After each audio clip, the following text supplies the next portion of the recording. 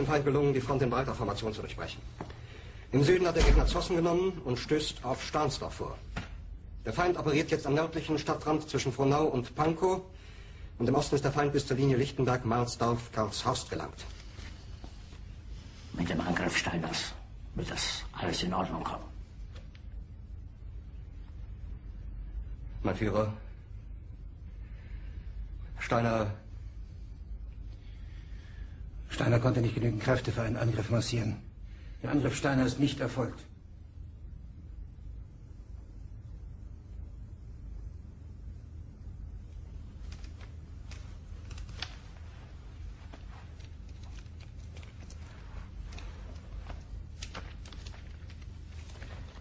Es bleiben im Raum Keitel, Jodl, Krebs und Burgdorf.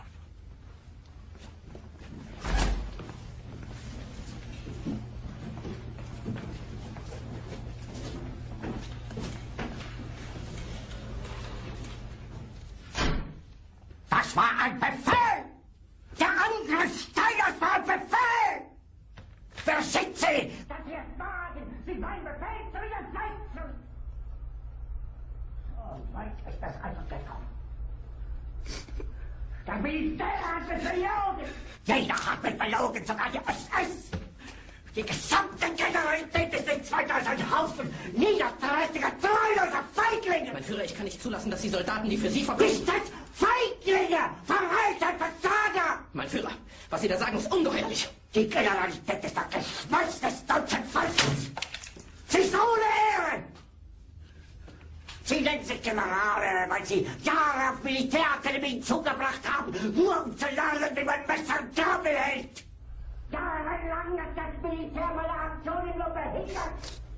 Es hat mir jeden nur als Widerstand in den Weg gelegt.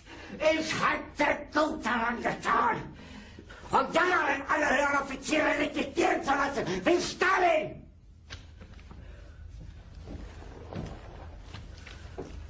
Ich war nie auf einer Akademie. Und doch habe ich allein auf mich gestellt, ganz Europa erobert. Verräter! Von allem Anfang an bin ich so verraten und betrogen worden. Es wurde ein ungeheurer Verrat geübt am deutschen Volke. Aber alle diese Verräter werden bezahlen. Mit ihrem eigenen Blut werden sie bezahlen. Sie werden es saufen in ihrem eigenen Blut. Bitte gerne.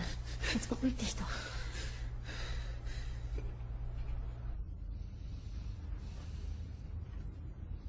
Meine Befehle sind in den Wind gesprochen. Es ist unmöglich, unter diesen Umständen zu führen. Es ist aus.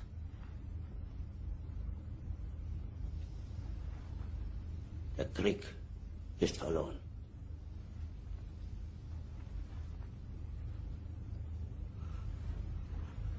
Aber wenn Sie, meine Herren, glauben, dass ich deswegen Berlin verlasse, irren Sie sich gewaltig. Eher jag ich mir eine Kugel durch den Kopf.